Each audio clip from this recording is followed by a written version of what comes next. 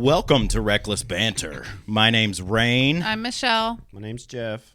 You're getting there, Jeff. We're working on it. We're working. He's always really like. Yeah. Well, he's trying to say it He's like. He's a softie when he wants to say his own name. He's trying to say it like Channing Tatum. My name's Jeff. Yeah. Anyways, today we have a very special guest, a man who truly embodies the spirit of Belmont. After moving from Orlando, Florida, Cory has called Belmont home for the past 12 years. I meant to tell you I was going to give you a little intro. After years of being a project manager, he has become the owner of 3 businesses, 2 of which are located right downtown Belmont, Belmont Yoga and The Joint. But his real passion falls onto his 3rd business, Lone Ranger Custom Works, where he does everything from woodworking to car restoration. I work in a cabinet shop. You work on cars. I do. Yeah, he works on cars. We got a whole team here. Aside from that, he's volunteered on several Belmont committees, and he's the co-founder of Belmont Forward, a group that focuses on progress and change. But most importantly, Cory is a husband, father, and even a grandfather of 2. Wow. I feel like you just printed out his blurb from his... Well, I wrote it in my own words. I was waiting for somebody to say that. He stuck it into ChatGPT and said, summarize. No, I wrote this myself. I just took it from his website. No, I'm really impressed by the research you did there. I mean, that's quite in detail. I tried. You're aside from myself, you're the most important person that's ever been on this podcast. Oh, okay. Well, no, wait a minute. Bro. Hope I don't let you all down. Right what the hell? But yeah, I really appreciate you coming, man. Welcome to Reckless Banter. I don't know if you've really heard about us. We're obviously a local podcast in Belmont. We've been doing this for almost 2 years now, and we are super excited to have a guest like you who is essentially a public figure, and we're really excited to get to know you. I appreciate that. I'm still at the stage of my, popularity that it still shocks me when someone comes up and recognizes me and say, "Hey, Cory," or somebody yells out or something. I'm like, "Who?" Yeah. Who that? Since you've been running, has that spiked quite a bit? You've gotten that a lot lately? It's definitely increased this year. I did run a couple years ago for council. I saw that. Came close. It was a good run. So a lot of people got to know me then, and that pretty much carried over to this one. But yeah, with the businesses and everything, and the work I've done for other businesses in Belmont, a lot of people, are pretty familiar with who I am, and especially who my wife is. And yeah, nice. Hell yeah. Nice. Hi, Mom. Mom's on. Say hi to your mother. My mom. She's always here. Hey, Mom. She's always there for us. My mom is my biggest supporter. So you're from Orlando, Florida. Yeah, born in Orlando, Florida. First 30 years of my life, I was there. 20 years ago, I moved up to Charlotte. How old are you? I am 49 and a half. Nice. Yeah. Wow. I thought you were going to say 39 well, you know and a half. I love it this year because everybody's calling me the young candidate. It's like we need fresh young faces. You're the young buck. And I'm looking around. I'm like, I'm probably the only grandfather on this. So, bring it on. That's awesome. Yeah. So Orlando, Florida. Florida is like literally my favorite state. Yeah. I just don't like the humidity and the hurricanes and the bugs. And now there's Florida's my favorite state, but I hate everything about it. There's many dragons everywhere now. Yeah, my father worked for Disney growing up. He retired from Disney, so my entire childhood was like dropping me off at Disney with my friends and saying, "Here, we'll pick you up later." So if that was my lifestyle back then, so I didn't think anything of it. I thought that was just normal. Yeah. And all the other stuff that comes with Florida was just normal to me. And so, until I moved up here, I'm like, man, this is a little bit of a culture shock. It is. It's different, and I'm glad I came up here. Like half my family is originally from Charlotte, half are from Orlando. Mm-hmm. So my parents retired first. And they moved up here, and a couple years later, decided, you know what, let's change it up a little bit. Nice. What made you move to Belmont? So I was living in West Charlotte, and at that time I was a pretty avid tennis player. So I would go over to Davis Park in Belmont and just play tennis there all the time, and then just driving through downtown. If anybody knows Belmont from 12 years ago, it was pretty quiet. You had Sammy's was there. You had I think Friends was there. And that was pretty much all you really had to go out to. So Sammy's was kind of like my home base for the first 5 years. Yeah. And then, that's definitely my home base. Yeah, no, I fell in love with the town. Sure. And I always tell the story to everybody. It's like when I was looking to come move to Belmont, my realtor took me around, and I was like, okay, my budget's $100,000. And, You could get a shack now. Yeah. We looked at a boogie board for that now. and no doubt, we looked at 10 houses under $100,000, and I ended up buying a house for $75,000 off of Julia. Nice. And, that was my home for quite like 5-6 years. Yeah. That's awesome. I got really lucky. Yeah. Belmont has definitely come a long ways. Oh, along with everywhere else. It seems like this area in general is like blowing up. Like traffic, no matter what time of day, 3 a.m. on a Sunday night. Traffic. Like it's backed up everywhere. Yeah, I mean, I honestly, I don't see that too much. I mean, I do live in East Belmont, and have our shop in downtown Belmont, and I'm pretty fortunate. I usually just run my electric scooter or walk. First of all, that's my favorite thing ever. That's why he doesn't see the traffic. Let me just hop on my scooter and go to work today. That's what we need to go to Walmart. Dude, get them, man. They're blessed. To go to Walmart? Yeah. Have you been to that intersection? It'd be all right. We'll work on a crosswalk there for you because I need a crosswalk.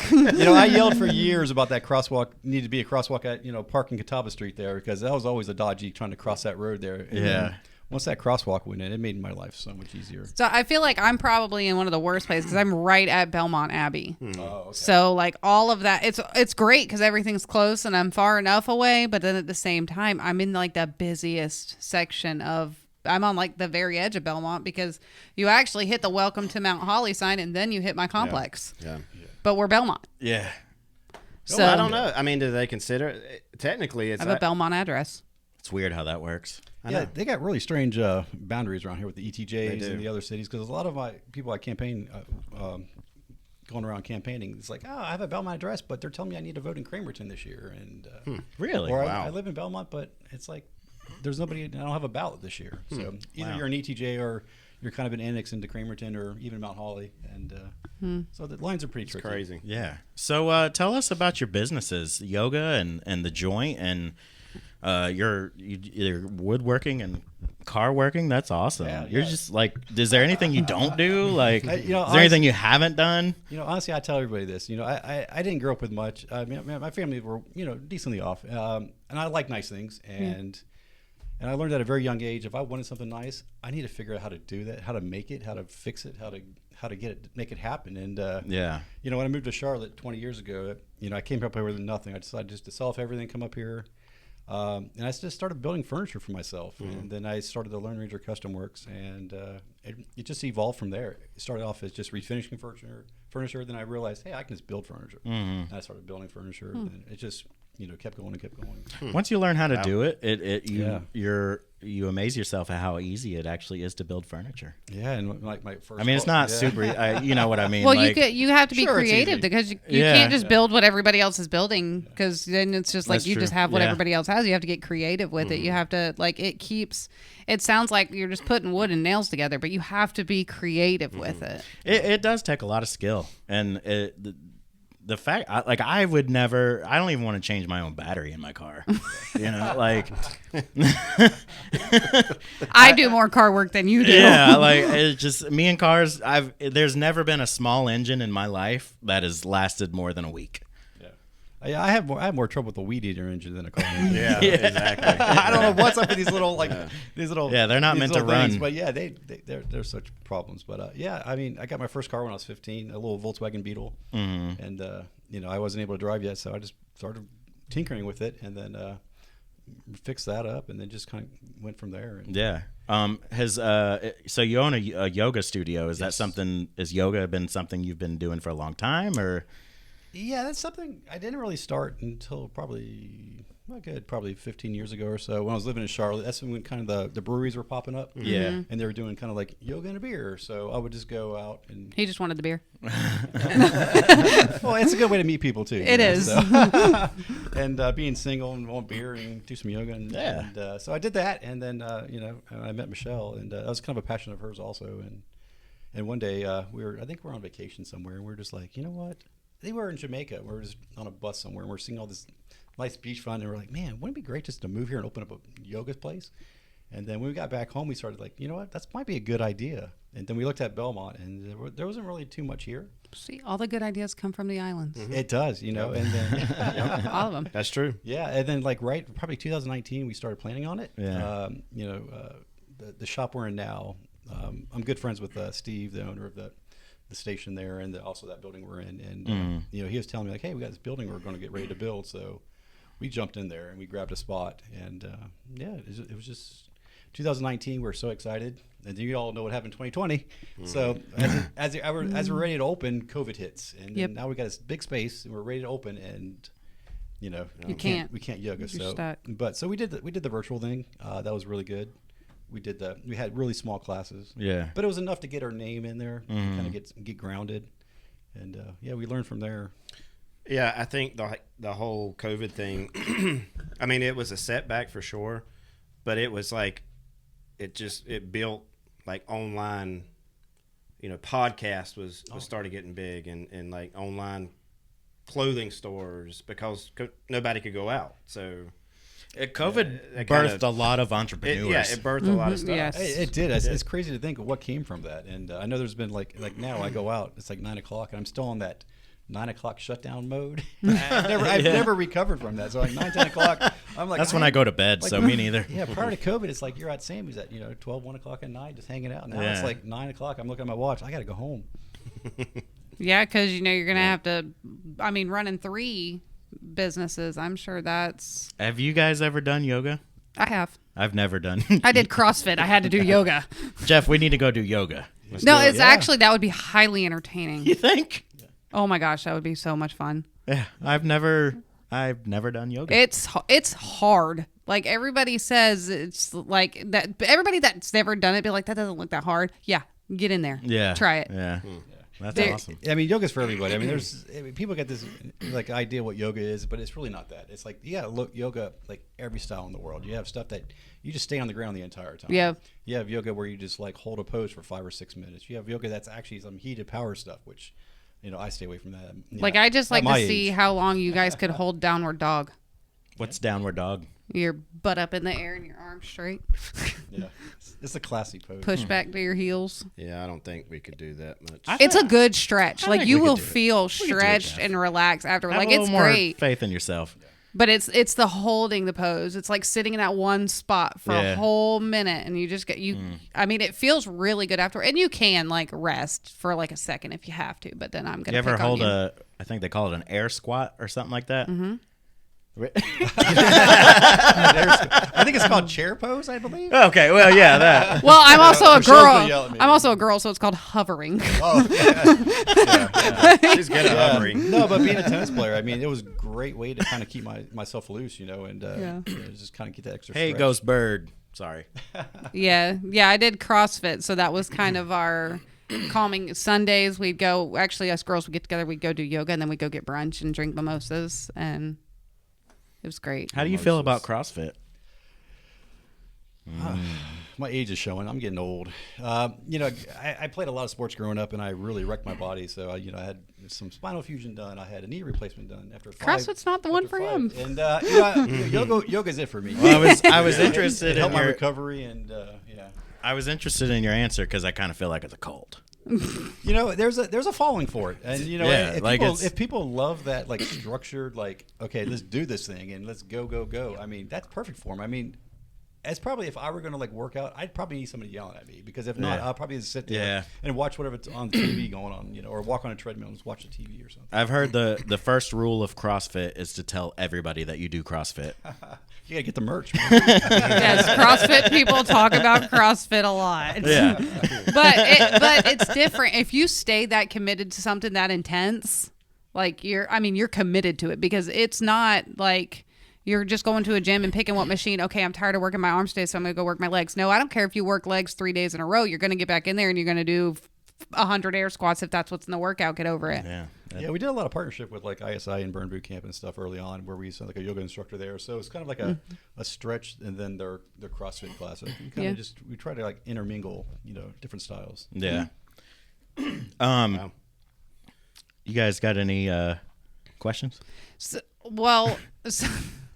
So I'm sure yoga has helped you a lot with your use. Like you said, you've had knee issues, spinal issues. Sounds like you were falling apart there for a little while. I got enough metal in me. I set every metal detector off in the airport. I had to warn the airport. Seriously, like I've got metal You really set it off? I do. I have to go. That's awesome. I have TSA pre-check, but I still have to walk around and go through a special machine where they, X-ray me and everything. But they wouldn't like you at the courthouse. But yoga has helped, but not just with that too. Like it's very like it's centering. Like it's just kind of a you moment. You're focused on you. You're on the stretch. You're not like your world disappears when you're in the middle of it. So it's definitely I need it now. It's more than ever. I mean, this with all the I'm sure. stuff going on, it's great just to be able to get in there for an hour and just kind of like close your eyes and just it's like almost like a self meditation kind of while you're during class and just kind of recenters you and yeah. Have you ever do you meditate? Not so much, no. I've heard it's really good for you. Yeah. I'm kind of people will find out with me that my ADHD and my little quirks and everything, it's hard for me to sit still. I'm that's like, true. What's going on? That's why I've never done it either. Yeah. But I need it though. I mean, I probably should. Yeah. I don't know what I'm supposed to be thinking about, or what I'm supposed to be like. I don't think where's it's so my much- mind supposed It's okay to be? to have you- I don't think you need to be thinking about anything. You Well, just kinda I need to can't empty my clear mind. your There's too much going on in here. So That's the whole purpose of it. Is to clear your mind. well, So tell us about the joint. Yeah, so the joint came about 3 years ago. We had a few cannabis products in there, hemp products. Like we had pet stuff because it came out early on, and that was such a big seller of ours. And then we met a couple local manufacturers. Like there's one in Brevard called Boomy. They're probably our first main brand. We got to know the owners of that. Got to sample some products, and it's a product I've been using probably a good 20 years of my life. It just helps with like the inflammation and everything, and it keeps me off any opioids that the doctors want to prescribe me. Right. Here, take this, but I'm like, no, I'm good. Were you selling products in your yoga studio before which one was open first? Yeah, so actually our yoga studio had a storefront in the front, Okay. so it was all yoga right. equipment and like merchandise, and then we had a small shelf with some hemp products on there, and then about 4 years ago the whole industry kind of started booming. More and more manufacturers coming out. North Carolina is a great spot for it because there's a lot of local growers here, a lot of manufacturers here. yeah. So we were able to meet those guys, do tours, and find out what their products are. And we had great relationships we built, and we started adding one by one. And then it got to the point where it's like one shelf was not big enough, so we did 2 shelves. And then we were like, all right, let's dedicate half our shop to this.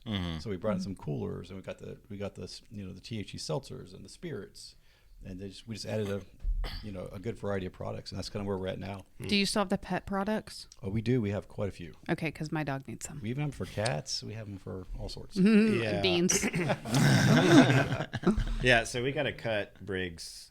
Yeah, we got to cut his nails, toenails, and so he doesn't like it when I do it. We need So I've got something to to. kind of calm him down or Yes. knock him out or whatever. Yeah, like holiday season's big. You just got to bear hug him, Jeff. Just get on top. I of went on a ride. I did that once. I went on. He's He's a a big Great boy. Dane German Shepherd mix. He weighs about 130 pounds. We've got stuff for him. He's a Clydesdale mix. Oh, boy. So, so yeah, I'm gonna have to stop by and get something because I got to do something. Yeah, it's big for like people that travel with their animals in their cars. This helps them relax, especially like when the fireworks or any kind of like loud social gatherings and stuff. This is great to kind of like ease the mind of the pet, and Yeah, I've heard it's good. I've just never tried it on him. it's just CBD, so it's not going to get them high or anything. It's just going to kind of calm them down. Yeah. I've heard CBD does have a lot of good benefits to it. Yeah, and that's the reason why we did the joint. Was like we wanted a wellness place. We there's plenty of shops you can go to and get those kind of exciting kind of party stuff. But we were more wellness friendly because with the yoga it pairs so well. Wow, yeah, smart. That's kind of how we started. Like a lot of our yogis were users, so they were buying products. And, Yeah, and then it just expanded. that's awesome. Wow. You got 3 businesses. Yeah. Are you going for a 4th? No, you know what? Yeah, he's trying to be mayor. Yeah. No, with the mayor thing, if I happen to fortunate enough to win this race, it's gonna be kind of by my full time gig. I mean, it's a part time job, but Yeah. I'm centrally located at downtown, so I want to make make it a full time for myself. So I was going gonna to say, like, it's a part-time job, but it's not. Not anymore. I mean, So back in not. the days it's kind of like waving at people, cutting ribbons and stuff like that. Yeah. And now it's like we need somebody to advocate for people. We need, you know, when you have a council that just. Are you excited to get your big scissors? I'm game. And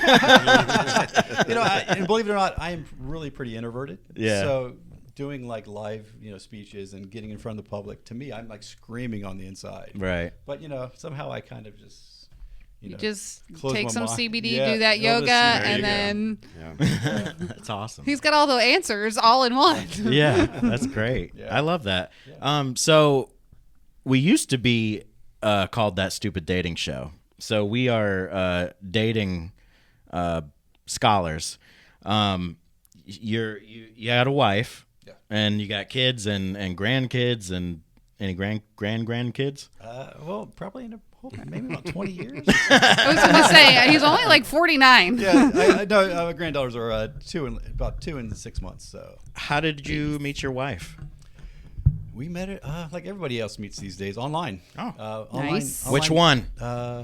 Coffee Meets Bagel. Oh, I've heard of that. Really? That's Holy You're the first success story we ever heard. the one and only. I think I was on a dozen of them, and this was A dozen? This was that oddball one where you get like one match a day. Yeah. And like I can send a message, and then no, I can't send a message. She has to send a message She has first. to send the first one. So I dated a few people and stuff, but she reached out, and I was like, okay. Make sure you hold the mic a little bit. Yeah, There and you go. then we met up at Lenny Boy. That was like one of our favorite places. And Yeah. it's just we got together, and then I think our first date was like a week long. A And week then- long? Yeah, and then like Just 6 couldn't- months 6 months into that, I was like, you know what, let's get a house. And she was living in Plaza at the time, and I was living in Belmont, and I didn't want to move to Plaza. I love Plaza, but it was just too busy for me. And Yeah. she's like, I don't want to move to Belmont. And so I was like, all right. So we'll move to Melbourne. So we decided. here we are. We decided to go look in South End. So that was kind of our area. So we were looking at houses and stuff. Nothing really came up. And then this one house we're in now popped up, and we put an offer in that night, and it was accepted. And we got it. Nice. And yeah. Well, when it's the house, no matter where it is. Like, you have your idea, but when you find the house, it's there. It's time to do it. She loved the house because it had a garage with a loft on it, a finished loft. So that was her first yoga studio. Oh, 'Cause okay. I had the garage for my workshop. She had the loft for her yoga studio, and that was right before we started planning where we're at now. Yeah, and then 2020 we got married. We actually got married twice. So our How'd you do original that? wedding was planned for March, so right at 2020. So it was planned before COVID. And so we, then it was like, okay, you can only have 10 people in a room. You can't travel. So we're like, oh crap, what do? We got a marriage license going to expire at the end of March. So we just got our friends together. We did a small wedding, and then July we're like, screw it, we're going to do a big wedding. And then we did it again in July and brought all the family in. So we get to celebrate twice a year. That's pretty So cool. it works actually. out. Yeah, That's cool. Yeah. So you met on Coffee and Bagel. You dated an entire week straight, or went on one date for an entire week straight. Got married after 6 months. And now No, you're- they bought a house after 6 Bought a house first, yeah. And now it's happily ever after. Yeah. Make sure you can live with her first. Exactly. And it worked out. How, as a 49-year-old man, which you really don't look 49, like you're a strapping young 47 maybe. Well, yeah. Yeah. You're The gray's showing. Yeah. I gotta trim that up. How do you feel about being a grandfather? Dude, I love it. I mean, when you have a child that, when I was 19 when I had my son, and that is kind of like a real reality check. You have to grow up really fast. And, Oh, yeah. And it was a good time because we both had a fun time together. When you're a young father like that, you can do a lot of fun and wild things. You don't think about it. But it worked out. Yeah, he got married, and so being young and having grandchildren and being able to chase them around, and How many kids do you have? just one. Just one. Yep. A son. Son. Okay. I did my one and done. Yep. Gotcha. And he has 2 kids. 2. Yep. That's amazing. Yeah. It's okay. Yeah. Bet you guys have good Christmases. Yeah, it's a great time. I'm definitely looking forward to this one because the 2-year-old's at that, I'm the boss age. Oh, yeah. And the 6-month-old still staring around, I was going to say, so people frown on, like, I'm not going to sit here and advocate for have kids young, but people frown on it a lot. They're like, you didn't even get to live your life. You had a kid. I was like, yeah, but I'll be 39 when my kid's 18. What are you going to be doing? Yeah, it's true. I never thought about it like that. And, I grew up in Florida, so that's how we do it, Yeah. You do everything different. I mean, way back in the old days, they'd have kids way younger, so. Yeah. 14, 15 years old. Yeah. That's just the way I've always looked at it because I had my son when I was 21, and I'm like, I'll be 39 when he's an adult. I have this whole life to live, and then if he does have kids, I'm going to be in my 40s. I can do all the cool stuff with the kids, and then once I'm over it, they can go home. Yeah, exactly. And I love it because I have a lot of friends that are in their late 30s and stuff, and they're now having kids. Yeah, no. So I'm like, what are you guys doing?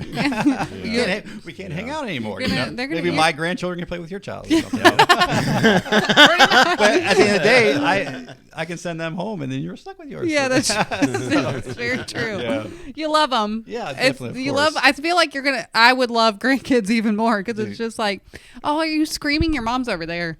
Yeah, you get a little more opportunity to ignore them. Yeah, grandkids are the best because they come to me because they know I'll spoil her and stuff. Yeah. And so it's and she looks at her her mom and dad and like, and she's like looks at me. They always listen to the grandparents. She kind of creeps over to me, so it's like Yeah. But yeah, I wouldn't change it for the world. No. Is everybody pretty local to Belmont or? Yeah, they're over there in Monroe right now. Okay. Yeah, I wish I can get them here in Belmont, but it's kind of pricey right now. I mean, I could not move here right now. I'm glad I got in when I did. I got in before the big house spike. I think I bought a house for like 3 something. Now it's worth like who knows how much. We're hoping to be able to buy a house in the next year, and we really want to stay in Belmont, but for our budget, it's like Lowell, like somewhere in the outskirts, but Belmont's hard. I refuse to move to Gastonia, so. Well, that's when you learn how to be a handyman. That's how I learned. So you learn how to use a saw and how to fix things up. What kind of stuff, woodworking wise, do you like to make? I've done everything. I've done everything from like coasters to cutting boards to like if you've ever been to Station, the outside river tables there, I built those. Did the work on that. I've done stuff for like Morelli's. I've done stuff for the creamery. I've done stuff for their honeycomb. I've done stuff for some realtors in town that wanted some stuff for like displays. There's really nothing. I use a lot of reclaimed materials, so I like a lot of like live edge stuff, a lot of raw metals and stuff. Welding is another thing I picked up a while back. Wow. So I do a lot of welding. So pretty much anything. What kind of things do you like to make though? Like what do you if you had the opportunity to just build whatever you wanted, what would it be? Well, my wife likes me to build everything. So yeah, if you ever come by the joint at Belmont Yoga, everything in there I built. Okay. Every table, the front desk, the metal light up sign. I mean, every single thing. We'll have to go in there. The French doors. We do. Yeah, it's a cool spot. I mean, I think I've actually been there. It was a long time ago. Has to be that place because the same address or nearby. They had a little thing in the back where everybody laid down and a guy had a big bowl and made noises. Oh, sound bath with Shane. Yeah, right. Yep. Yeah. Sound bath with Shane. Yeah, that's what I was trying to say. He does it like once a month for us. If you have never done that before, you've got to try it. It's like it was really cool. The acoustics in our back room because we have like 18-foot ceilings. Yeah, and it's like a box. So when you lay down, close your eyes, and the lights are off, and he's doing the bowls. Not really rubbing the bowls, but spinning. I'm not even sure the term of it is, but. It's like he's right there next to your head, like just doing it. So what is that? I mean, is it just supposed to? So it's different frequencies and stuff. So he does a little bit of like humming, a little bit of the bowl work.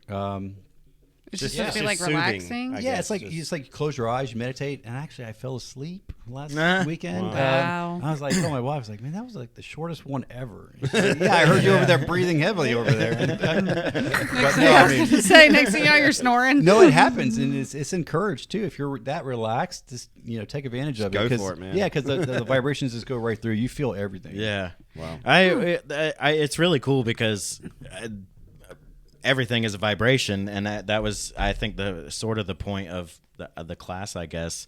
And I guess it's more of like a meditation type thing, I would say. Yeah, it's more meditative than anything, yeah.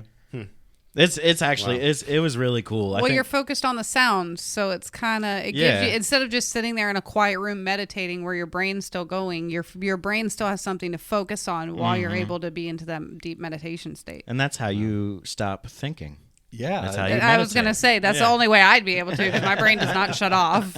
Yeah, you just do a lot. You work on your breathing and everything, and you just hear the sounds and you feel it through your body, and you just Yeah. So kind of a little known fact, like Stonehenge, they believe was some type of coliseum that they did the sound like what you're talking about. Yeah. And it like echoed and I guess supposed to soothe you. They don't really know, but right. They think how it all the sound. And that was Jeff's useless fact of the no, day. No, it's random fact. He sold me random. on that. Yeah. I thought it was useless. I don't know. He hasn't been here in 2 episodes, so I forgot. That's true. It's good to have you back, Jeff. Jeff hadn't been here in 2 episodes, and so I forgot to tell him it's good to have him back. Yeah. So the car restoration, like what kind of cars? Like what's... Yeah, so cars are my real passion. That's kind of what I've been doing for the last year or so. I always have a car that I'm working on in between everything else I'm doing. Mm-hmm. I've worked on Volkswagens. I have my shop truck, which is like an old 84 C10. I did a frame up, build on that, all airbags and everything, chopped it all, the frame all up. And so that's a fun one. I love going to Lowe's in that because everybody just like, comes over. Looking at you. Yeah, I know, right? I feel special there. Yeah. They have no clue I'm running now for you mayor. feel extra special. I was going to say. Here I'm this grungy blue-collar worker walking in there. See, that's part of the life I love. Is like people have no idea who I am. Well, sometimes. I'm also picturing you because you're awfully tall in this Volkswagen Bug. Like, surprisingly, they're quite roomy. And they are pretty roomy. So I'm just finishing up a Porsche 944 right now that I'm doing a full restore on. That's awesome. It was a car that I found sitting. It was sitting for 10 years, so everything had to be done. So it was a ground-up restoration on that. I've always got one going on. This one over here. Tell them about your first car. My first car. Your very first car. Be a pacer, please. It was a go-kart. Well, I'm more into the old cars. Okay, definitely, yeah. But yeah, I built mine from ground up, literally. So it's pretty cool. It's a 1931 Ford Model A coupe. Oh, those are awesome. But it's a street rod, not original build. Yeah, that's on my list to do, man. I would love to get my hands on that because you can get so creative with that thing. Mm-hmm. Build your own parts and just go wild. I bought it when I was 12, and I didn't have any money at all. So how'd you buy it? You know what? I actually had $1,500. He's a good-looking guy, so But yeah, I did. I saved every penny, and finally I finished. I finished it over COVID. Oh, that's how long it took. Yeah, that's amazing. Yeah. Awesome. So I'm pretty His proud dad's of got an Impala. Yeah, we got a building full of 60s. But they do car shows, stuff like that. So yeah, I love that. I want to do more car shows here in Belmont. We had some in the past, but I want to kind of ramp that up again. I think we need some monthly or something kind of car shows. Yeah. You with the businesses, you go out and go to not necessarily festivals, but where you set up a booth. You know what I'm saying? Like vendor markets. Yeah, markets and stuff like that. Do you ever go out and set up a booth for all your endeavors? Knickknacks. Yeah. I did a few of those. But when you're in the woodworking business, everything is heavy. Oh yeah. And when you're building with solid wood, if you have cutting boards, I mean those add up. If you have a small table, that adds up. So, and I'm pretty fortunate with the building we're in now. We do markets there. We have a couple fall markets coming up where we bring all the local craftsmen or makers in the area to come in the back of our shop, and so we'll do that for the holiday season. And I'll have a little table there again. I have some stuff I need to try to sell off. Nice, that's awesome. Well, Cory, do you guys have any other questions right now? I think I'm good with this portion. Okay, yeah, we're gonna take us a little break, and we'll come back and talk about you being the next mayor of Belmont. Oh boy, okay. All right, we are back with Cory Miller, running for Belmont mayor. The man, the myth, the legend, the Miller. The Miller. The Miller. So you're running for mayor. Yes. Of Belmont, North Carolina. What made you decide to do that? I think I'll start about 4 or 5 years ago. some city people reached out to me because they know my design background, and there's a committee, the design committee that Belmont has. So I joined the design committee. Then I joined like the economic vitality committee because I'm really invested in Main Street also. Okay. And then the arts and culture subcommittees. So I got really involved at the 5 years ago, and then you do that for a while, and you start having those great ideas, and then you start seeing the pushback, like not from the city but from the council. Mm-hmm. It's like we do all this work because honestly, the real work in the city is done by your city staff. It's done by the boards and the committees. The council just basically show up, read the agenda, and say yes or no. I hope they're looking into stuff. Mm-hmm. That's something I will definitely hold them accountable for if they're not. Mm-hmm. But yeah, so we did that for a couple of years, and we did get some great projects out there around the city. But it was just more like we have all these great ideas. We spent months on them, and then all of a sudden it's like, yeah, they're not really interested in that, or that we don't get the funding for that or something, and then you get a little aggravated about that. Then that got me looking into more stuff, and then I decided to go run for council. And I figure if I can get on the council, I can help push the arts. I can help push, Main Street. I can help everybody else out. Mm-hmm. And I was really green in politics then a couple years ago. I didn't realize there was a Democratic Party and a Republican Party involved in Gaston County. Yeah. It's a nonpartisan election, so that means that it's not political. Right. Everybody on the ballot, there's not a D or R next to their name. Yeah. So that's how I went into it. I was like, you know what? I'm gonna do this. And then at polling time, I was at the polls, and then all of a sudden everybody's like, no, I'm good. I have a ticket, and they had the Democratic ticket or the Republican ticket, and I'm like, man, I didn't know about this. So after the election, I came close, and then I kind of gave the Democratic Party of Gaston County a little my voice. I was like, what are you guys doing? It's like, I was your best chance to get in there, and I could really done some stuff for you. But again, the way the parties work is they find their candidates and they back their candidates. And since there was already a couple of Democrats on the tickets, they couldn't back a nonpartisan person. Yeah. So that's basically what it was. And I didn't know this. So I was like, oh, my bad. So this year, full on Democratic support. When you say council, what can you define that? Yeah, so the way the government works in Belmont is you have a council, you have a city manager, and you have a mayor. So the system is a council manager system where the council, they make the policy, mm-hmm. and then the city manager pretty much implements it, and the city manager runs the city staff and the departments. Mm-hmm. Where the mayor oversees the council meetings. They kind of help set the agenda. They use their wisdom and their advice, and they throw a lot of questions out there. But the mayor doesn't get a vote, only if there's a tie. But when you have five folks that are kind of like thinking the same thing, there's never going to be a room for a tie. And I don't think there's been a tie in I don't even know how many years. So the mayor, it's like what we need somebody that's going to speak up. Mm-hmm. Somebody's going to represent the people, and you're speaking more of like. Maybe you try to push the decision one way or the other. Yeah. Like I tell people, I have no agenda for myself on this election other than I'm a resident here, mm-hmm. and I don't want to leave Belmont. I don't want to cross the river to go eat somewhere. I don't want to have to go to another city around us.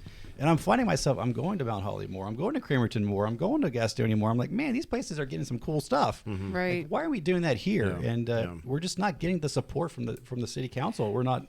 There's no urge to like grow Belmont. Yeah. Mm-hmm. And when I say grow, I mean not like overgrow it. I mean just like bring in more businesses, bring in stuff for the people to enjoy here, spend our tax money here. Well, and that's kind of like where she's from, Salisbury. I was going to say, okay. So it's very. I just recently moved to Belmont in like February, and Salisbury is the same way. Like I heard at one point Home Depot was trying to come to Salisbury, but they wanted them to. They didn't want them to use the color orange.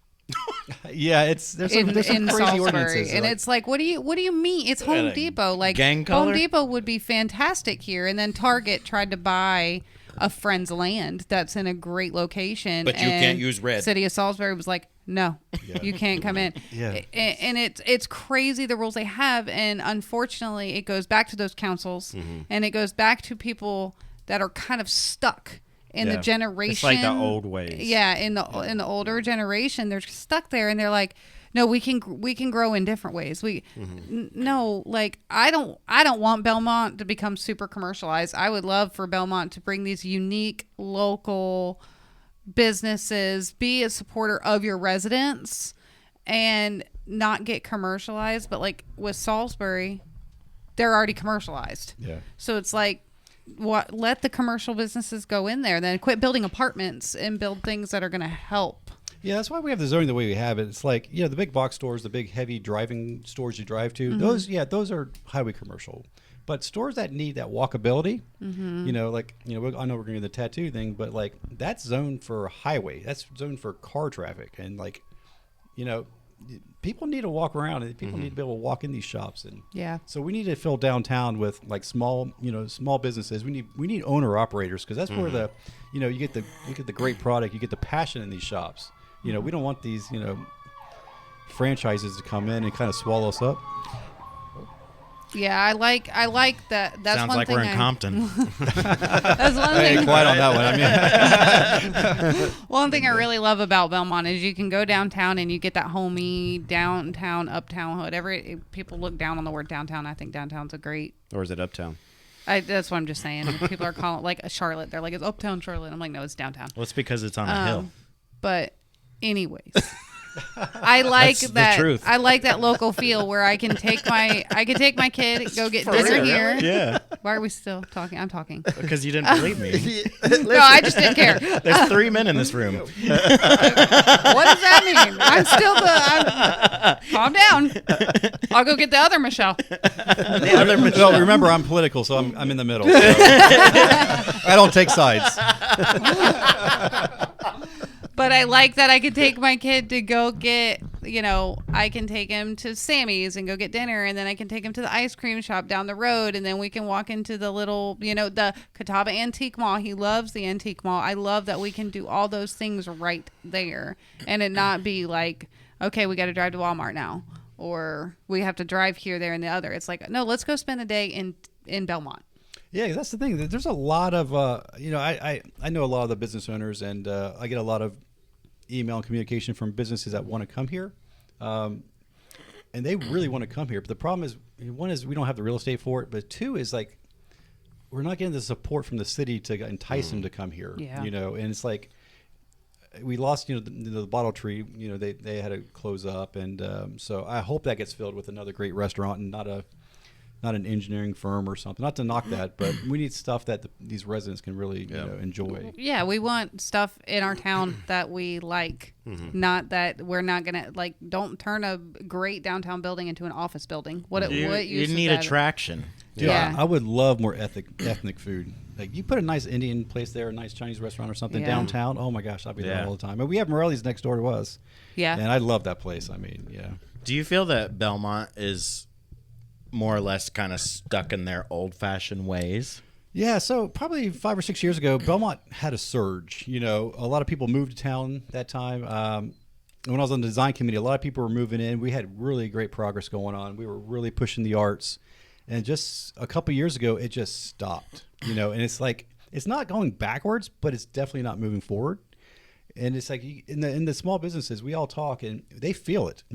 I'm fortunate enough that our shop is pretty unique, so we're pretty good. But like there's some restaurants I talk to, they're struggling to find people. They have to cut their hours, cut their staff, because they're just not getting the people in town that we need. People are going elsewhere, around us, and we definitely have to support them. Well, I guess too, you kind of got to look at it. They don't want to become like Gastonia. Well, no, but that's why you still go through but you really dig into the business. Like we're gonna talk about it later, but you really dig into the business and what they have to offer the community.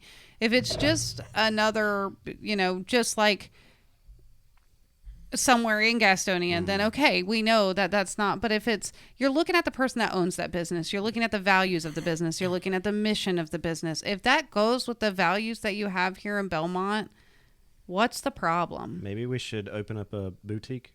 Well, we should.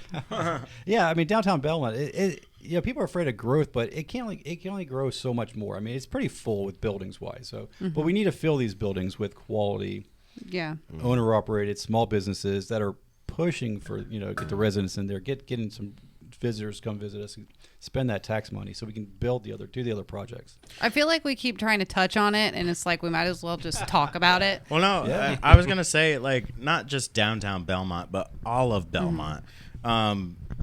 Do you feel that all of Belmont is stuck in an old fashioned, or are they just trying to keep downtown a certain way? Because, like, with like Covenant, like they were trying to be right downtown. Could they have been right outside downtown? So the only place a tattoo place can go right now is the highway corridor, which is Wilkinson Boulevard. Yeah. So if it's a strip mall on Wilkinson Boulevard or a little building, they can go there. But that's not what Covenant wants. That's not what, Right. They deserve better than that. I feel as though they were searching for what Belmont strives to be. Of course, that's their appearance. That's their look. That's what they're striving for. And like we all agreed that Belmont was the perfect location for Covenant. I didn't want to talk about Covenant this soon, but I know. I was there. I was really surprised, and you might know more about this, but the zoning board, okayed everything straight up, and then they were just cut off right at the very end there. It seems to me like if the zoning board zones the town for whatever this may be, that why can't any business that is zoned? Yeah, you guys touched on it. We're kind of stuck in the past. If you look at the ordinances we have, this will blow your mind. Like, I believe the tattoo ordinance was written in 1979. Wow. And it's still today. Yeah. There's actually an ordinance in there for massage parlors that they can only massage the same sex. So if you have a female massage person on, they can only massage females. Wow. So that's actually an ordinance now. Never knew that was a thing. So, yeah, I mean, is it being... That's a bit discriminatory. It's very... If you look through the ordinances and you'd be like, what? It's crazy what was back then. Well, It's back still then it was today. but that's what I'm saying. Like back then it was taboo. Back then Yeah. tattoos were taboo. Now, Um, we just talked about this last week. If I see somebody without tattoos, I'm like, what's wrong? Yeah, it seems a little weird. Yeah. Why don't I don't trust them. Yeah, 100%. Why is your just kidding, skin just so kidding. clear? No, Like, but I mean, it's just to me, and that's what goes back to what I was saying with the values, the mission, the business itself. They weren't just a tattoo parlor. It was 60% tattoos, 40% art gallery. Yeah, that was something that was completely new that they were proposing. You know? Yeah. But like touching on when I was on the Economic Vitality Committee, it's like that full focus was only for downtown Main Street. And I was like, guys, we have North Belmont there. There's a lot of great places we can put, businesses there. There's East Belmont. And every time I brought that up, they looked at me and gave me this kind of snarl like, oh, we're not talking about those areas. So this Belmont. But they're like, we're Main Street. I'm like, well, you know what? We should be Belmont. And it's like I've during this campaign, I've talked to a lot of people in North Belmont. I did an event at Thirsty Social up there. There's a lot of great opportunity up there for businesses. Well, just Catawba Street or whatever street road, just that alone, if you go up a certain ways, there's almost what appears to be another downtown. So that was so back in the mill days. I mean, a little bit of history here. Like when the mills were built, each mill was like an independent little city. They built their housing around it. The same. This way, you'll see the same house styles around every mill. They built kind of like a little entertainment, a little shopping area. So that's kind of what it was on the east side. that's where they eat, drink, work. That was a mini downtown. I think there was a theater there. There was a pool hall there at some time. And by the way, billiards is illegal in Belmont if you charge. Really? Oh, That's an old ordinance. So I know there's some pool tables out there, folks. You know your stuff. Yeah, I like that. well, here. Well, I feel like I want to go research on this because, what ridiculousness is really out there? A lot. So, Probably a lot. I've learned a lot over the years, but mostly, a year ago or so, where we have a cannabis shop. So the council tried to downzone cannabis shops to the highway corridor only. So folks like myself, Crown Town, Tea and Hemp Company, they were trying to relocate all of us out of downtown. And luckily, I have friends on the Planning and Zoning Board. I got friends on city staff. They kind of gave me the heads up. We did our research, and we stopped them before they even had a chance to discuss it. Yeah. It all came down to, our great friends at Crown Town over there in East Belmont. It was that dance studio next to it. They had a fit. They didn't want a cannabis shop anywhere near them. One of the councilmen's child goes there for dance. One of the other councilmen's wife works there. So, and that was such a big push. So, I'm not saying there was any conflict of interest going on there, but that was the main target, and we were just kind of lumped into it. So we were the established one. We were like, you know what, we're going to fight this. Yeah. We found out they couldn't move us anyways because we were already established. Because what it is there's no definition for a hemp shop. I was going to say, you guys kind of got in before that became a thing. Yeah, so a hemp shop is just considered general retail, and that's zoned for the area we're in. So, and plus, we're not really considered a hemp shop because we don't occupy more than 20% of our space. So you have to occupy 20% or more to be considered that kind of shop. Okay. What do you mean occupy 20% of your space? Well, like square footage. Okay. So we're a 1,000 square foot building, and we probably only use 100 square foot of that for our hemp. As a storefront or just the hemp alone? For just the hemp alone. So Okay. they can't call us a dispensary. Yeah. But if you hit that, over 20%, then we can be classified as a dispensary or a cannabis shop. But right now there's no definition for that. So we're stuck in general retail. And there's also a thing called downzoning. So if they were to try to create a definition and then rezone it somewhere else, that's considered downzoning. And right now that's not allowed in North Carolina.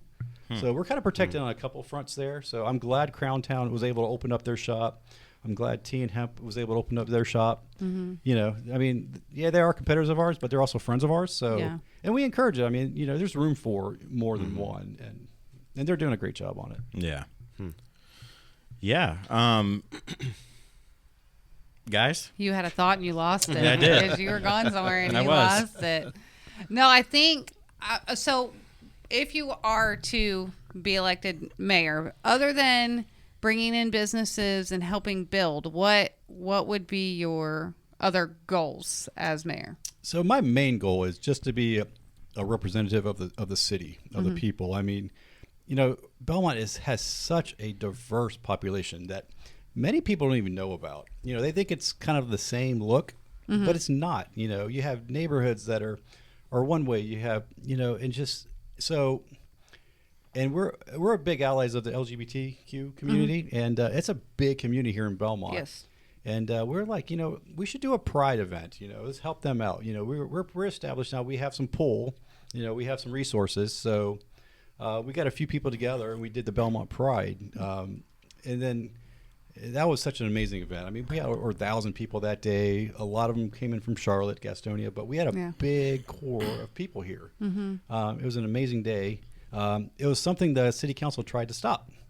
So one council member started sharing these nasty,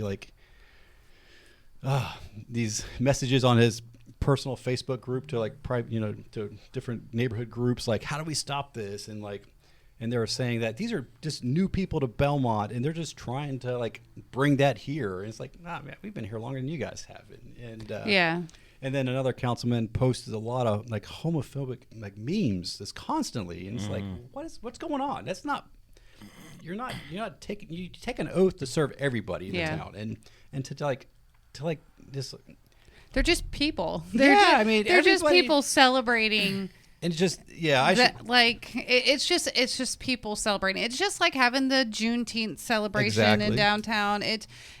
Just because you don't agree with their way of life doesn't mean they're not allowed to live their life that way. Yeah, and it's like, why is the city not involved in Juneteenth? Why is it not involved in Pride? They don't have to sponsor it or pay for it, but just show some support. They wouldn't put any social media out for us. But luckily, we had all the major businesses in Belmont behind us, and we have such a big social media presence that we didn't need the city. We did all in public spaces. Yeah. We connected it with the sidewalks, and it worked out. Yeah, we had a live the night of the Juneteenth celebration, and it was actually disappointing because you would think there would be more people downtown. It was dead. The businesses were dead. It's just because the city didn't want it there. That sounds kind of bad, but people are going to question that. But it's the case. Like a month before Juneteenth last year, the city had banners for them. They hung on the light poles. But a month before Juneteenth,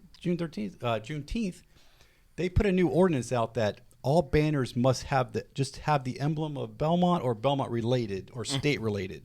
No Wow. other They type found of their banners. loophole. So the Juneteenth banners didn't get a fly, last year, and maybe they're also being proactive. So we couldn't fly any sort of pride banners, but it's just goes to show you that the group we have now, they're so stuck in their old ways. I honestly didn't know we had a Pride Day in Belmont. I know Mount Holly just had a recent one. I didn't know. Yeah, so we helped them out. They reached out.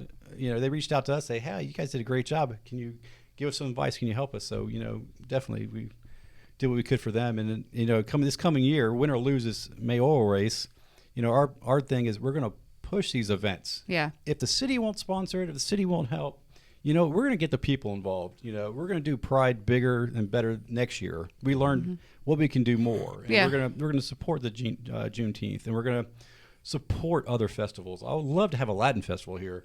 There's so much we want to do in Belmont, and again, if I don't win, we're going to do it. If I win, I'm going to push this city to look, we need to support these folks. Yeah, but basically, just because you don't win doesn't mean you're going to stop. No. You're just going to keep. You're still going to push it. If I win, it just gets me a foot in the door. It gets me in the conversation. And if somebody comes to me and says, "Hey, we should do this," I'm like, "That's a great idea." And if I propose that to the council and they all just look at me and shut me down, at least I can have a message back. Right now we lack any sort of transparency. These guys are changing things, and you don't find out till a month or two later. Yeah. And if you send emails, you ask questions, you don't get responses. You get the runaround. And so, that's another thing with being mayor is I will be that voice. Reach out to me. I will get you an answer, good or bad, but I'll let you know what's going on. The town or city as a whole, what is the ultimate goal of the town, to run properly? Is it about money? Is it about, what we have to offer? To me, it seems like it would be, how much money can we bring into the town, all while maintaining what we have. Them being in their old-fashioned ways, I guess, it seems like they're losing money we're losing a lot of money, a lot of opportunity to upgrade by not bringing in these more modern day, celebrations or businesses or whatever it may be. Like I said, it seems to me like money would be the ultimate goal for a city to thrive. Yeah, I hate to say that. I hate for it to be a money thing, but I just feel like that's what it is. Yeah, Belmont operates on about a $25 million budget every year. It seems like a lot, but it's not enough. We need the tax money. We need the revenue from the ABC stores. And we need the property taxes. Not raising the property taxes, so nobody on here gets I just want you to make the lights faster. No, that's all I care about. But no, the city needs funding. We're only allocated so much money every year. We need the county's money. We need the state money. And if we don't show the county and the state that we're trying, they're not going to give us the grants. They're not going to give us the resources we need to do what we want to do. They're going to say, "Look, you guys are not doing nothing, so why are we going to help you guys?" Yeah, and that's what's happening. We've turned down these couple projects this year, probably, enough to fix South Point Road, enough to redo Catawba Street, enough to fix the two intersections at Catawba Street there. That money was available, and the city said no. So, it's just, I think our council is so afraid if we grow a little, it will invite more growth. And it's there's rules in place. There's codes, there's zones, there's stuff to prevent overgrowth and certain things. But if you keep saying no, it's just things are going to stop. Businesses are not going to open up, so you're going to lose tax revenue. And so capital projects there was supposed to be a splash pad at Kevin Lofton Park. That's been on the budget for the last couple of years. It's been allocated money, but now it's I checked this budget this year. It lists the park, but there's no money on it. A dog park is that'd be why awesome. don't we do a dog park? Yes. A couple of years ago, there was a huge push. A lot of fundraising was done with citizens. We had the spot for it. And of course the council said no. It's just, it's silly. It's they're afraid to budge a little bit. And they all live within a mile of each other down on the peninsula. So who are these council guys? I want to get them in here. Yeah. He's like, and that's the question I No, want to no, answer. You know what? These guys, you won't see them out and about. They're not engaging with the with the downtown businesses. Yeah, they probably have their neighborhood friends and their groups and their people like them, but they're not part of the city. I mean, And yes, they're all from here, and they'll tell you that till their last breath. I was a generation here, and There's a difference in a local and somebody that lives locally. Yeah. Right. Yeah. Like you've got to know your audience. It's just like we are who you're supposed to be representing, and you don't know anything. You know your circle, you know your neighborhood, you know your street, and that's not your everyday person that lives in Belmont. You still have your townhomes and your apartments, and you have people like us that live here that we're peons, so they don't listen to us, and that's kind of over the last couple of years. I mean, they've changed like zoning codes where, like on the peninsula, like the minimum lot size is a half acre. So you think just putting one house on a half acre, that's not going to generate, property taxes. Yeah, of course we don't want like houses packed on top of each other, but make it reasonable. And what happens is when you put one house on a half acre, it limits the supply. So whoever's got their stuff now is going to make a killing off their stuff, but it's not going to help anybody like my son, like any of our friends or family to get here because it's going to overprice them. We need that middle housing, and this is something that Belmont is so afraid to try. Well, it's also killing me that you said that with the city and the county, how they allocate money. It's like, so they're allocating a lot of money to Gastonia, and I'm not gonna be driving through Gastonia in the middle of the night or walking down the road you're not gonna catch me doing that. Then if they're not even, what are they using that money for in Gastonia? Yeah. Well, Gastonia, that's gonna be the next big boom. I mean, next 5 years or so, Gastonia is going to be a place to be. I mean, their downtown is already starting to show some progress there. These buildings are being bought up. Developers are looking at it. So it's moving this way from Charlotte. I mean, everywhere else, everywhere other direction you move is pretty finished. But I feel like people are pushing out of Charlotte, coming on onto the West, outskirts It's the Wild now. West. Yeah. So And, when you say middle housing, what do you mean? Well, we need something more affordable. We need that, $300,000. I know it still sounds like a lot of money, but right now, if you look at that's median. The median values, that's it's kind of where it's at. But we need more townhouses. We need a little bit more denser areas, neighborhoods. Not to overwhelm a neighborhood, not to overwhelm infrastructure, but again, there's rules in place to prevent that. And a lot of these developers are willing to shell out money to fix the infrastructure, to get these projects moving forward. Like on East Catawba, there's a big development over there, like a 14-acre. They want to put some commercial building. They want to put some residential. So to fix like Catawba Street and fix the two intersections, they found in the traffic impact study was like it's like a $10 million project to fix that, right?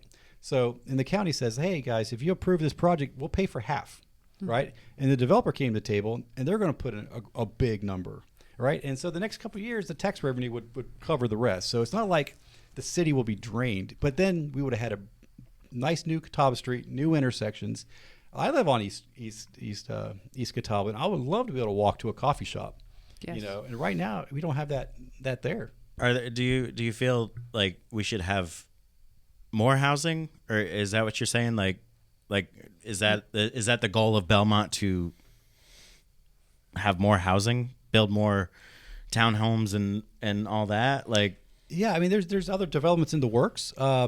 Luckily, with the zoning codes and the communication with developers, say a 500 unit neighborhood, maybe they'll settle on a 300.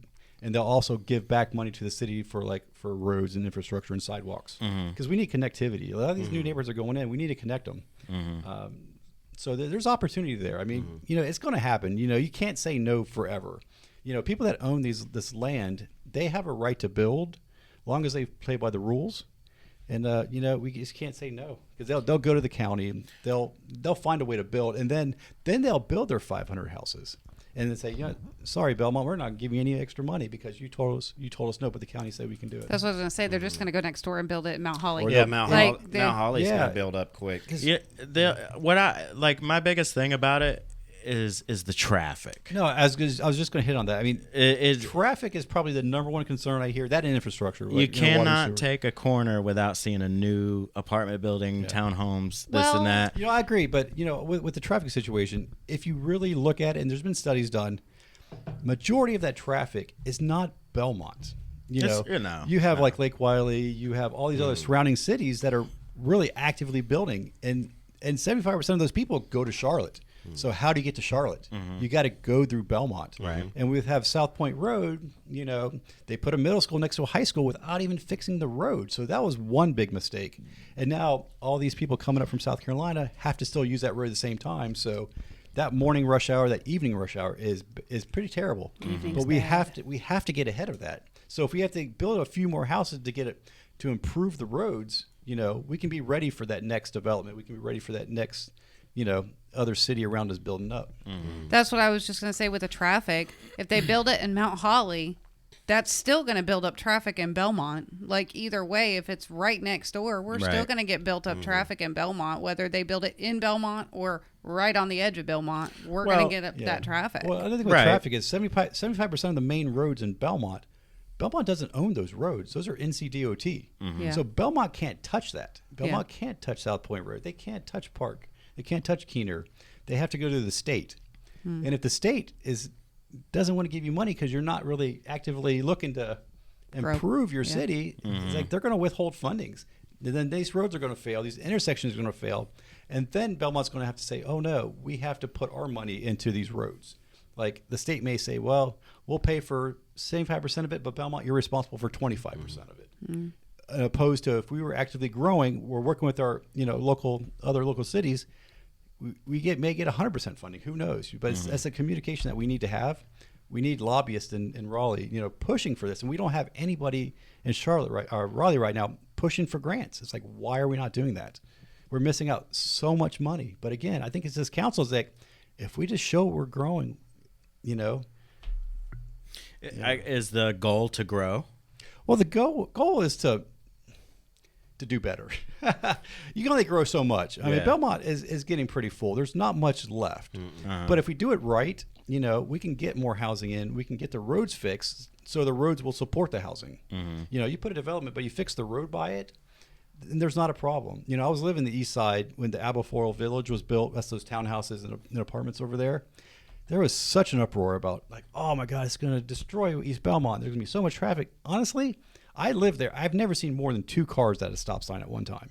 It's like, where's all these people at, people? It's like, it's full. They're sold out. And it's like, there's no traffic. That apartment complex behind that Walgreens they just put there, that was a major, like, people had an uproar about this thing. And you know what? They're like, oh, all these people, where all this crime. It's like, you guys see any traffic coming in and out of there? No, I mean, everybody doesn't leave at one time. Yeah, and there hasn't been any crime there. It's like, come on. I was gonna say, what crime? That was my question. Again, it's that whole old school stereotype. You bring in, lower income housing, you bring, denser units. It's going to bring some. But even now, I probably live in one of the cheaper. I don't live in like slum or anything like that. I live in a nice, like a very quiet, very relaxing complex. It's pretty slummy. She's got a couch on her front porch. I don't have a front porch big enough for a couch. Right. We actually share a front porch. Yeah, we do. But I live in one of the lower income, and I'm paying $1,600 a month for my townhome. Yeah. I mean, I am paying it and it's old. It's not like it's not. It was probably built in the 70s. Like, it's older. It's not this luxurious. To me, $1,600 a month, I'm way overpaying where I live. You're right there at Belmont Abbey. That's why. I am right. No, but either way. Oh, trust me, you can't get anywhere in Belmont. The apartment all the apartment complexes I looked at were either more or the same, and I'm in a townhome. Those were apartments. I was on top of somebody else. Like, yes, I understand that $1,600 a month keeps out riffraff, things like that. But at the same time, even I go to work every day. I work 8 to 5 every day. I work in the evenings with him in a shop sometimes. We're starting a small business. Like, we're doing everything we can to make ends meet at this point. And I mean, yes, my 8 to 5 pays for it, but I also would like to have a life. Oh, of course, yeah. On top of paying my regular bills. And $1,600 a month is a lot just to live somewhere. That's not including my electric, my water, my everything else involved with it. I mean, it all comes down to this, the city stereotyping people and stuff. It's like, I most of my life I lived in apartments or townhouses. I mean, a lot of people do that because they have reasons why they do that. They don't want to have a house yet, but to take that away, to only put really expensive houses up, that's not good for a city. Just because you have money doesn't make you a good person. Exactly. I can point out probably a lot of people with a lot of money that are not good people. Yeah, and I hate that stereo. Oh, well, if we make the house $500,000, well, you could have a pedophile move into that $500,000 house too. Like just because you have money doesn't make you an okay person. Like I think I'm a great person, and I don't have any money. I am a great person. It, didn't you? Yeah, I'm it right there with you. irritates me. It irritates me. I don't have any money. A lot of people with money, look at the celebrities and everything. Like it pisses me off that people think that just because you have money and you can afford a $500,000 home, that you're a better person than the person that can only afford the $250,000 home. Like it pisses me off. Mm-hmm. Yeah, I don't think those are real people. Yeah. So traffic. Yeah. That's my biggest concern. And those long ass lights, They got to fix this light. Really over at the sick of those lights. If you just give me the key to the room to change the timing, I'll handle the rest. I believe our police department have access to that. So that's something, I need to get a couple cops in here then. You need to reach out to the police department there and say, hey, there's a problem here. When you can scroll all Facebook, like to the end, and still have more red light to go. Well, now you just admitted to being on your phone while driving. No, I'm parked. I have to put it in park. My leg gets tired. Listen, we're getting a Chipotle there, so it's just about to get worse. Oh yeah. Oh, don't say that. Don't say that C word. Well, it's happening. I don't know why, but it's happening. What is so? What's your main goal for Belmont as a whole? Like, do you want to? Obviously, you want to bring more attraction to it. Meaning, I would say, what do you call that? Local business owners, not mainstream companies or anything. What's your ultimate goal if you become mayor? It comes down to, everybody moves to Belmont for one reason. They love that, small town charm. They love that downtown community. They love their neighborhoods. And we can still have that, but we can just actually make it better. Mm-hmm. I'm not looking to stack buildings and overpopulate areas. I'm just looking to how can we improve this? How can we make the residents we have here now a quality of life so much better? Let's improve the parks. Let's get sidewalks. Let's get greenways. There's a greenway that's been promised for 10 years now. And it's just every year they take the funding away from it. It's like, why don't we build that? And there's a lot of small stuff we can do while we're waiting on the big projects. And we're not even looking at the small projects right now. It's just pretty much a no-go. And, I just want everybody in the city to feel welcome to, It's like no matter what you look like, what activities you do, how you live your life, you deserve to be welcomed. You deserve to have this place your home, and to be like you don't feel like you're welcomed here. It's like if you look at the council and you look at what they're speaking about, that's not going to make you feel welcomed. It's like everybody needs to be represented. Mm-hmm. And my big thing is I want to be that person for the people. I want to be that voice. I'm not afraid to speak up. So people, they know that.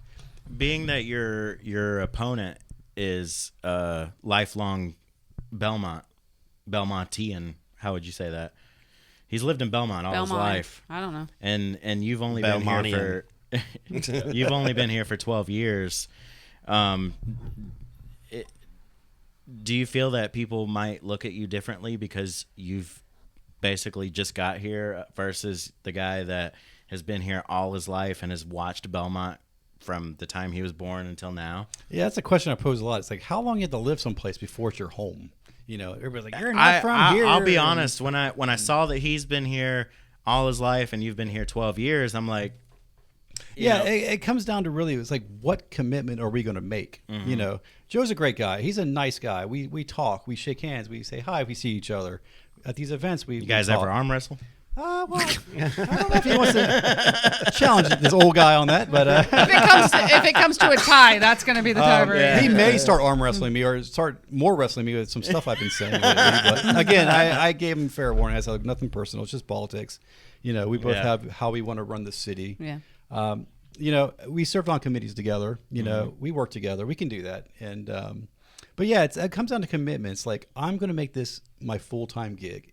Even though it's a part-time job, because I am central to downtown, I can make that commitment. You know, again, not to bash Joe, but, you know, he's a big-time lawyer. You know, he makes a killing. But can a lawyer actually invest in the amount of time that we need?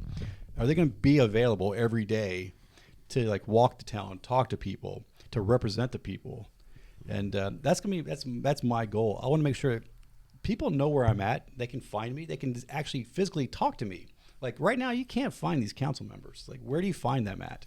I think that's a big thing is a lot of people that live in the town don't necessarily feel comfortable approaching the town and being like, this needs to change, or listen, we I'm want still this, waiting on a call back from the town. Right. Yeah, there's no open dialogue to the cities. The cities right now, the elected officials. It's like, you've seen it. You go to a council meeting, you get 3 minutes for your public comment, and that's it. There's no, like, discussion.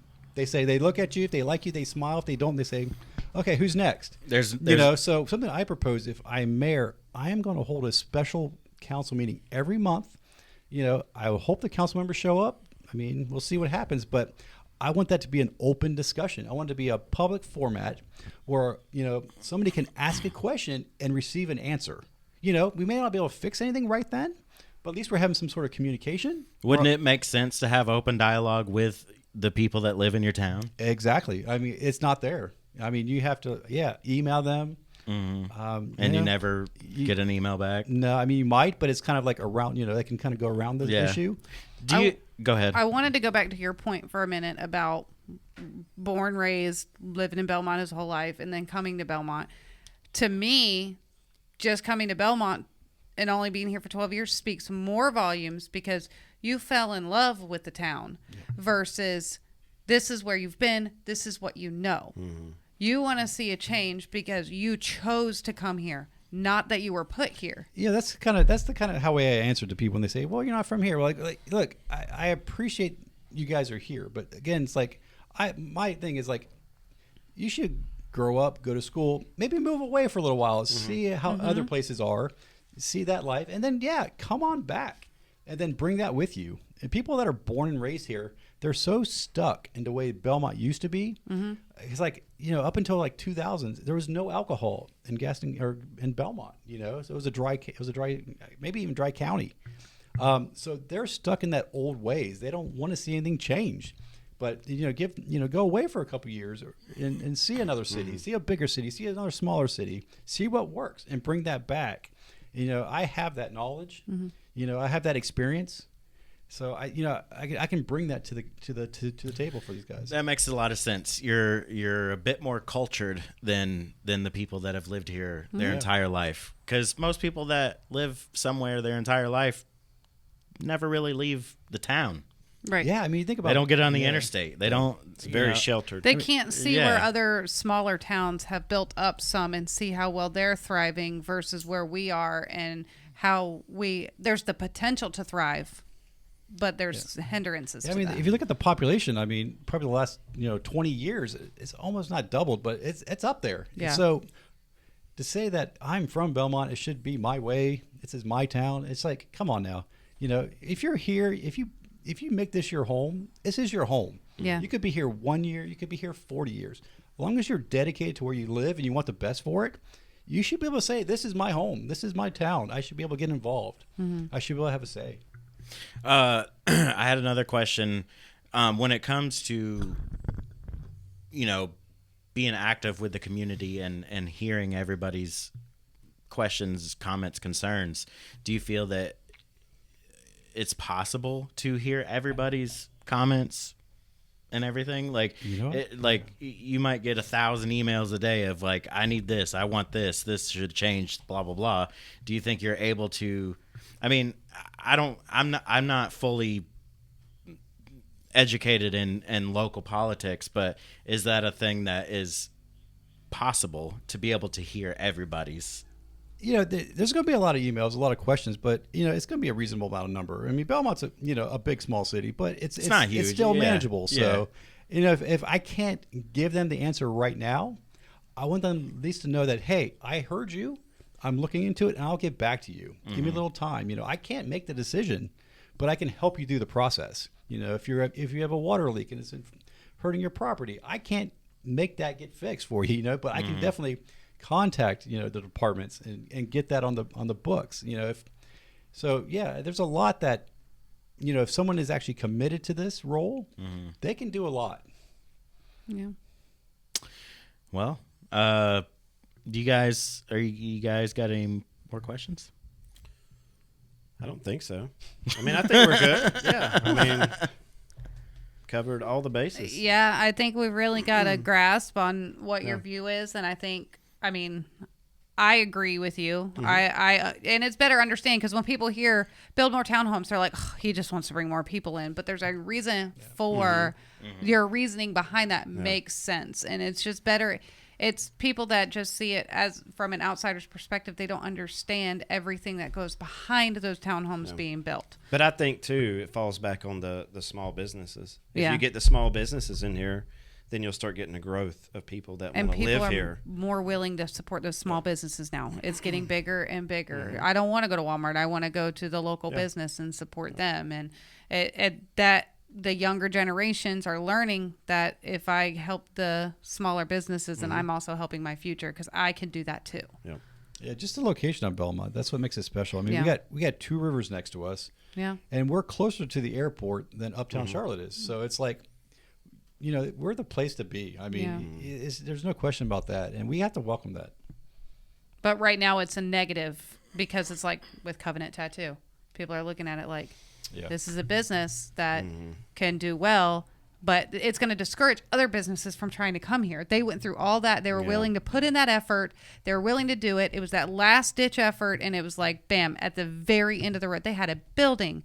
They had everything except for that one approval. Yeah, the sad fact of it all was, you can tell by the council, they had a decision made before that even happened. It's like, yes, there's a definition of a tattoo shop, but what Covenant was looking to do was special. It was they're going to get a special use permit that says, okay, we're going to dedicate 40% of our storefront to a gallery, and then the back 60% to a tattoo shop. So that was going to be the language.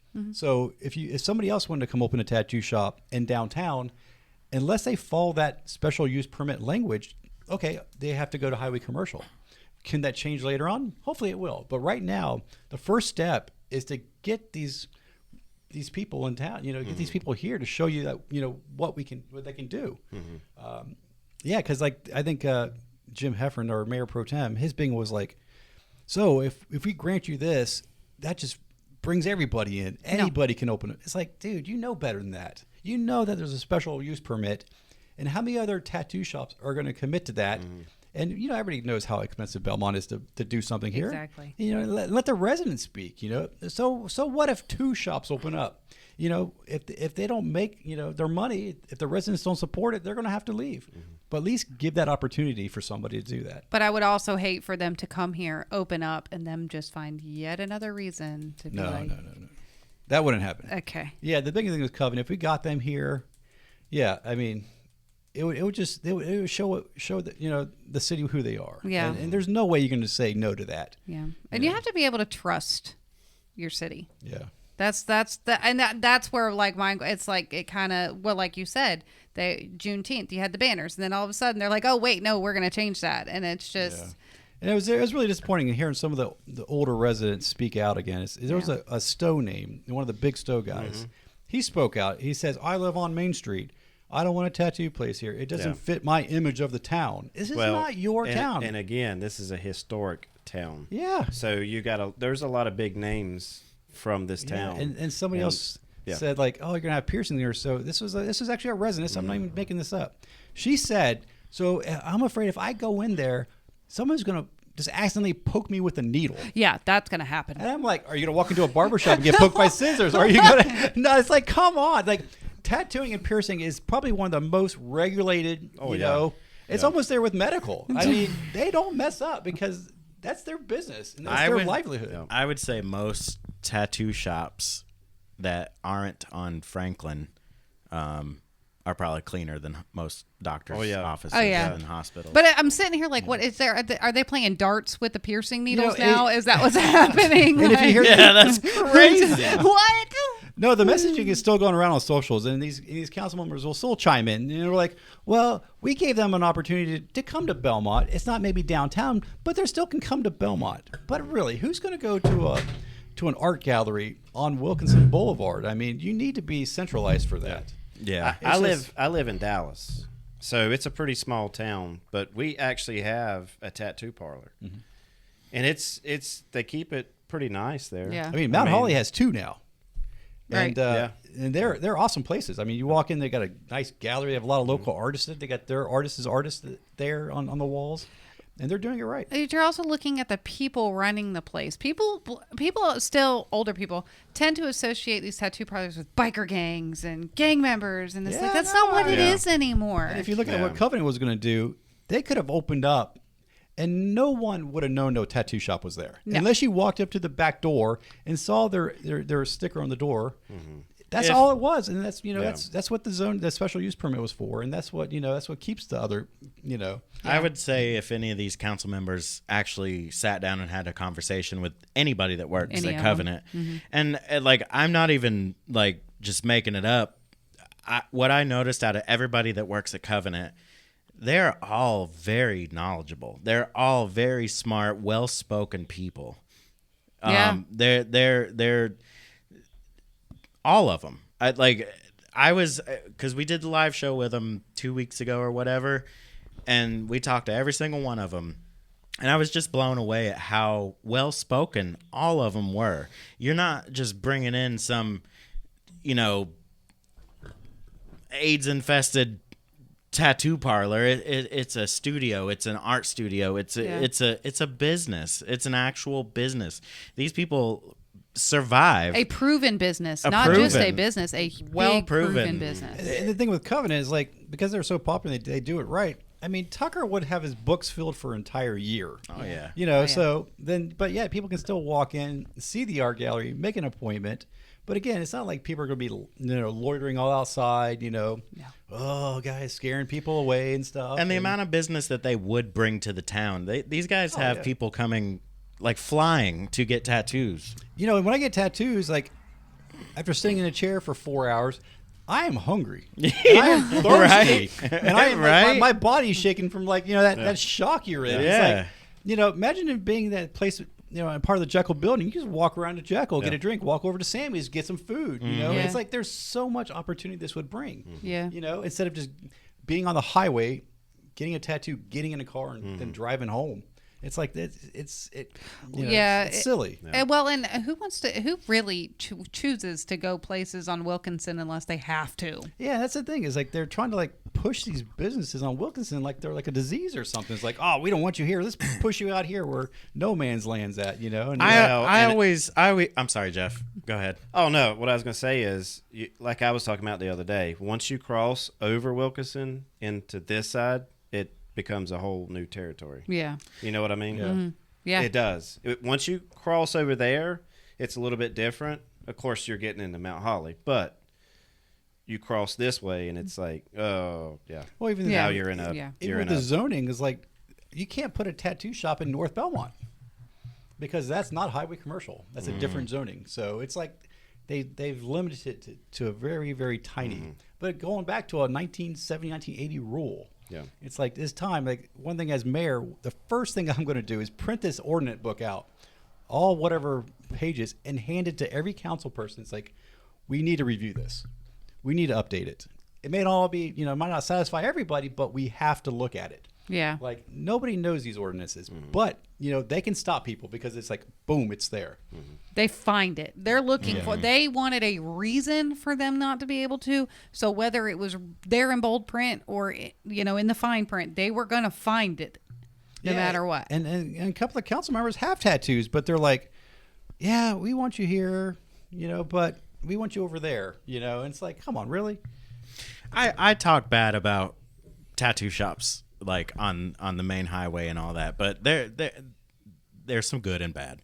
But really, it's the appearance of the main highway shops, like especially Covenant, downtown Belmont, like they fit downtown Belmont. Yeah. Like a lot of those other shops I don't think would fit in downtown Belmont. Not that they're bad or gross or whatever it may be.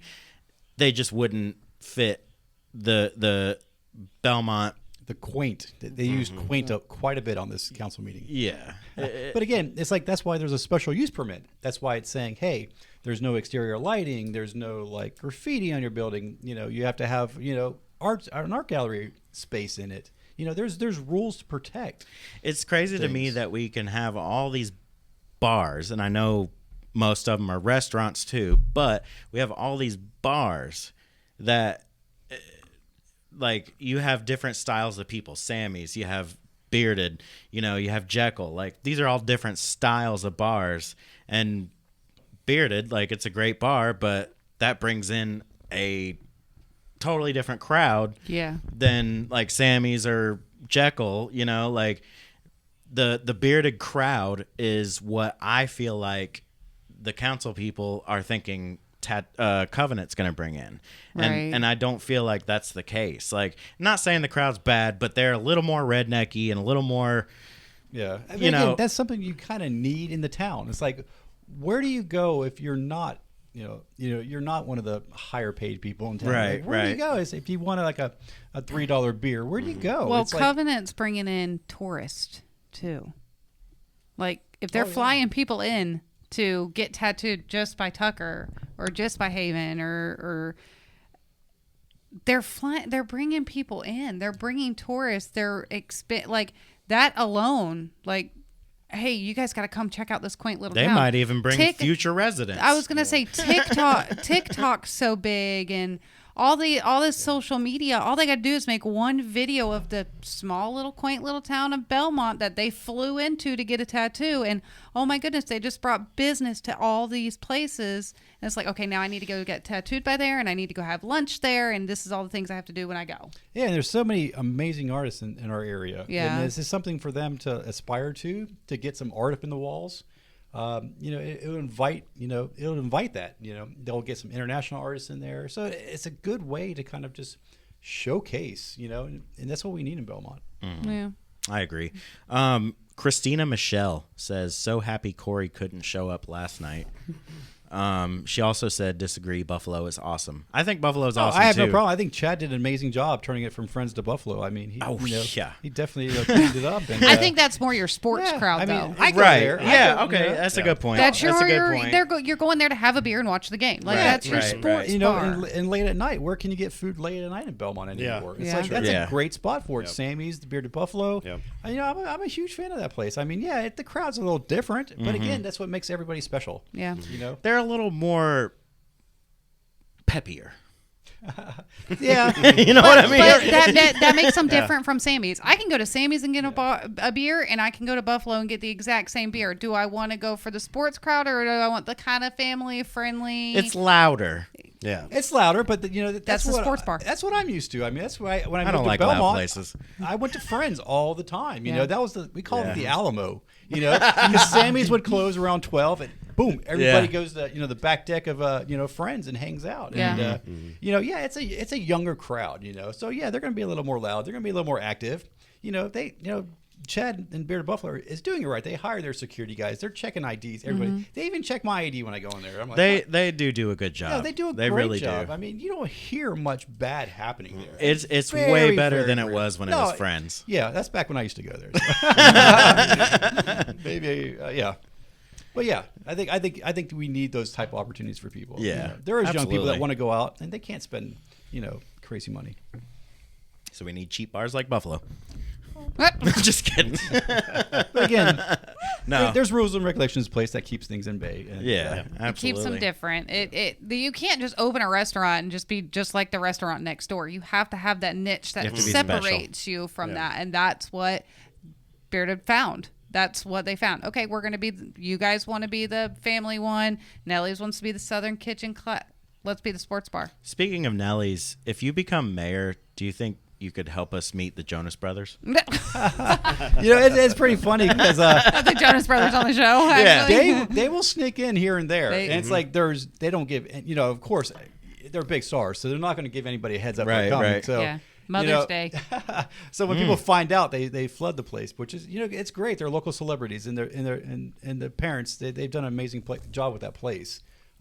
Yeah. So yeah, I mean, who knows? Yeah. They have a dog friendly. If they come in rooftop town bar. and I get the heads up, I'll let you know. If you can change the timing on the lights, help us meet the Jonas Brothers, and bring Covenant Tattoo to Belmont, I'll stay here for life. Do you know Fortune Feemster? No. No. Who's Anybody that? know? No. What's that? What? Come on now. I got nothing. She's an up and coming comedian. She's in that series with Arnold Schwarzenegger now.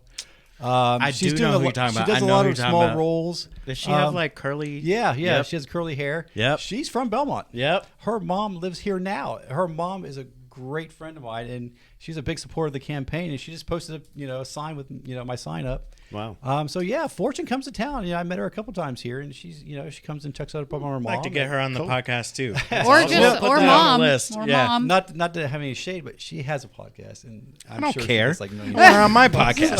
No, I mean, We'll promote her podcast on our podcast. Not that she needs it. How much money you got? it's funny because a couple years ago, Fortune was in town and we saw her, and I don't know who it was, my wife or somebody said, "You got to check out yoga," and her first response is, "I don't do yoga." So, and I talked to Ginger, her mom is like, "Yeah, she won't," but She don't do yoga. no. But yeah, that's another local celebrity. Yeah, right. So, and she's a part of the LGBTQ community. So I hopefully next year when we make it bigger, we can get Fortune here and have a parade and put her in it. Christina Michelle says, Cory, let us know why you couldn't show up last night. What are we showing up to last night? There was a forum last night at TechWorks. Come to find out, the moderator was somebody that works in the offices of Tim Moore. And so a lot of these meet and greet candidate things this year has been kind of stacked to one side. A lot of these Republican state members are showing up. They're bringing their crowds. I was pretty disappointed with the GBA about that. They're the hosting at Gaston Business Association. So, I just didn't want to be kind of stuck in that room where everybody's sizing me up and saying, look, Joe's our guy. Yeah. I think I make the best, what I'm doing now. I can get the videos out my own. I can do my own meet and greets. I can talk to people. Well, I also feel like your post kind of covered, so I don't understand why. I feel like there was some back meaning with that comment for me, but I respect your decision. No, I mean, I was all ready to go that day. I was already prepared. I was already writing my my openings and closings and some notes. But then, a lot of things are happening in this world.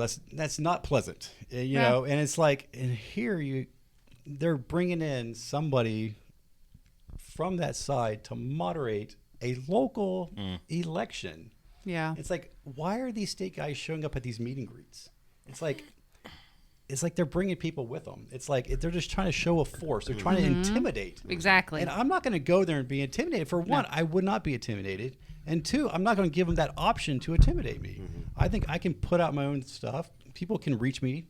And we can have a communication about it. That was one thing about going through your socials that I respected, is like you weren't afraid. You're not going to hold back at all from anything you said. You're a very outspoken. You're very straightforward in a respectful way. Yeah. And a lot of times when you go into those kind of situations, even though you're giving respect, you're not receiving the respect. So why would you put yourself in that situation? And again, I mean, not to badmouth my opponent Joe, but No. from day one, his campaign has been a a copy of my last campaign. He came out in March, launched it, all the language of my last campaign. I don't know if he was that's just the way his marketing team was, but I don't know if he was trying to beat me to the punch. And even going on now, if you look at the stuff he's posting, I'll post something, then boom, he posts something exactly the same. I'll do a video, he'll do a video. But the thing is, we can't get any substance from him. You know, he won't answer the questions. You know, not once has he stood up there and said, yeah, these council members should not be posting memes. They should not be discriminating. You know, even all the bad stuff, you know, I'm receiving. I'm good with that, you know, because it's part of politics. You know, I expect people not to like me, and that's fine. You know, I'm good with that. But when they start attacking my wife and my friends, like these people are calling my wife an addict. They're calling her nasty. They're calling her disgusting. They're saying she's an evil person. They're saying she's from the north. She should not live in Belmont. It's like, come on now. Crazy that local politics would go that far. Yeah, and just imagine the other candidates. I mean, I hope Joe's wife doesn't get any of this backlash. Yeah. Because I'm reaching out, hey, Joe, right now, if your wife has got one bad message, let me know, because that person, I will ban them from my page. You know, I don't play that game. It's crazy how much politics has changed in the past several years. It's angry, man. It is just a finger pointing. Back in the day, it wasn't like that. And there's no middle anymore. No, that's the problem. And the thing with Belmont, there shouldn't be. It's not politics in Belmont, but they've made it politics. It's like, you know, people reach out to me like, oh, but you're a Democrat. But you know what? This is what I tell people with this is like, yes, I'm a registered Democrat. Yes, they're helping me with my campaign. Not once have they came to me and said, hey, we need you to say this. We need you to back this person. We need you to do this. Not once. The only thing they've ever said to me was like, hey, how can we help you? What do you need? You know? And now look at the other side. There's 4 candidates on the ballot from the Republican Party. There's only 2 on their red card. So the other 2 are getting totally ignored from their own party. And they're probably angry with them because they're pulling votes. It's like, you know, my conversation with the Democratic Party is if there was 5 Democratic mayors on it, they would list 5 Democratic mayors and they would support each one equally. So it's like, you know, yes, I am backed by a party. I appreciate that help and support because it takes a lot of people to do these things, but not once have they told me to act any certain way. I'm a registered independent for that reason. Because just because you're a Republican or Democrat, I'm going to go with who I feel is going to do the best for the town, the country, whatever I'm voting for at that time. I'm going to feel like who is going to have people at my level who has our best interests at heart. Yeah, I tell people, look who's actually saying something. Look who's actually speaking out for you, you know? Yeah. And not just saying, oh, yeah, Belmont's a great town. But, yeah, we all agree on Belmont's a great town. And he's like, yeah, every candidate wants to fix traffic. Candidate wants to fix infrastructure. And that's their full campaigns. It's like, yeah, we're going to fix it. We're going to make all these promises. But nobody's talked about substance. You know, nobody's said, I do not agree with the city of Belmont removing DEI from the HR handbook. Like, nobody said that. You know, we lost 12 police officers last year because the city didn't give them the raises they were promised. They cut overtime pay. They didn't raise the starting salaries. So all these officers, these great officers, went to the surrounding cities and got paid more money, got more respect. You know, it's just, why did that happen? And it's like, why do we wait? Why are we reactive and not being proactive? It's like we're not supporting, you know, the city's not supporting its own people. Yeah. You know, this is stuff that people don't understand. Is like, you realize right now our shifts of police officers are still way under shift. You know, there's supposed to be so many officers on duty. Some days there's only a couple. Yeah. And you know where they're going to be? They're probably going to be over in Walmart or something, you know? So there's a real risk for resident safety. Yeah, it's all because the job posting for police, and I was like, they're constantly. I'm thankful that they did raise the starting salaries. They are giving a little bit of bonuses to the officers, but it's after the fact. It's too late. They left. Now we have to get new recruits, and we have to kind of like, come on, we need help. Yeah. It's like, but no one's speaking up. We can't get an answer out of any of these candidates. Like, would you support this? Would you have done things differently? Like, from day one, I've been outspoken, you know, and it's not the mayor's job to make these decisions, but I want to make sure that, you know, the communication's there. Yeah. I think that's what's most important is communication all around. Right? Everybody deserves a chance to speak, and everybody should be heard. Yeah, exactly. Agreed. All right. Exactly. This has been fun. Yeah. No, it's great. Yeah. It's very It's been very enlightening because there's a lot of things you don't realize that go on. Like I just live here and I go to the restaurants. I just live here. I mean, honestly, I'm a resident and I just go. I go to downtown and I support the restaurants, and I mean that just is what it is. You don't realize what goes into the town being the way the town is. Yeah, and what it could be. Yeah. So I got one last question.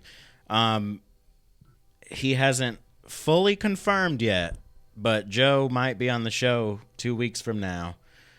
Would you be up for a debate with Joe? Oh, sure. I mean, I have no problem with that. Fox and Max. No, I mean, like I said, Joe and I are very civil. We'll say hi, we'll shake hands, we'll laugh together. You know, he was in my shop the other week, and I don't know if that's a normal thing for mayors to have a debate, but I think it would be. I think it would be good for the town in general. Yeah, I'm open to it if he's open to it. Again, I'm going to come to this as a friendly event. I'm not going to come here to attack him. I'm going to come here just have a discussion. Yeah. Because as a resident, if I lose, I still have questions. Like I want my mayor to be a certain way. Mm-hmm. And you still want to be able to communicate with that mayor. You're too. still a citizen of the town. And will he say no to this council and not just be complacent? It's like that's the problem. Is like if you don't speak out, you're just complacent to it. It's just if something's wrong, you have to say something. Mm-hmm. Absolutely, I agree. Well, perfect. Cory, we really, really appreciate you for coming. This has been amazing. Like I said, you're the most important person that's been in this room No. on this podcast. You guys are. Like 120 episodes, and finally we got somebody that is worth a damn. Excuse. I'm not talking sorry about to everybody from Covenant Tattoo. Oh yeah, I forgot about that. Sorry to all of them for Rain's misbehavior. Yeah, those Covenant guys, they're bigger than I am. Tattoo guys. If it wasn't for everybody at Covenant, we wouldn't even be here right now. Right.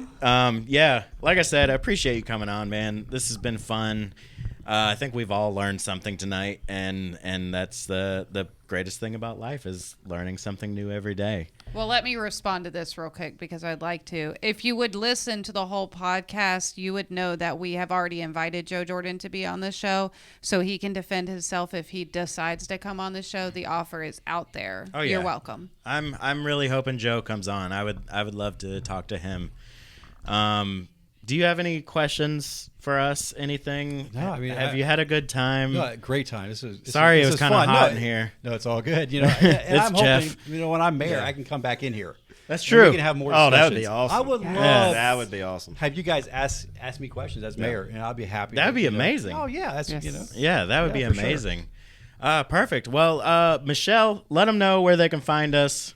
Okay, you can find us on Facebook, TikTok, Instagram. You can subscribe to us on YouTube and Spotify. The lives are only live when they're happening on Wednesday nights. If you want to catch the episode, you'll have to wait till the release on Sunday. But in the meantime, go follow us on all your socials. What was that website you said you was on for women or something? Something 8? What was it? Lemonade. Lemonade. I've never heard of that. You ever heard of that? It's a whole TikTok thing. I don't know.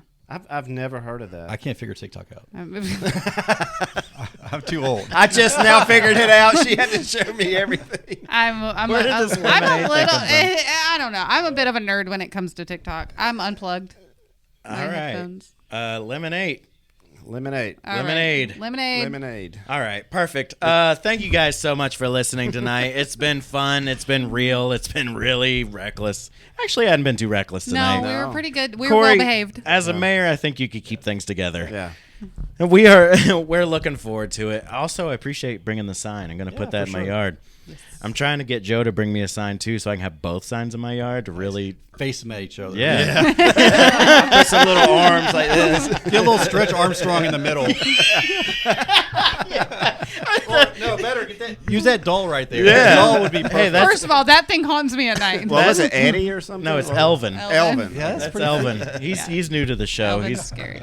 But yeah, thank you guys so much. Did you have something? No, he's a little upset right now. He's scary. He always looks upset. it. He always because he's casting a spell on you. He needs some CBD.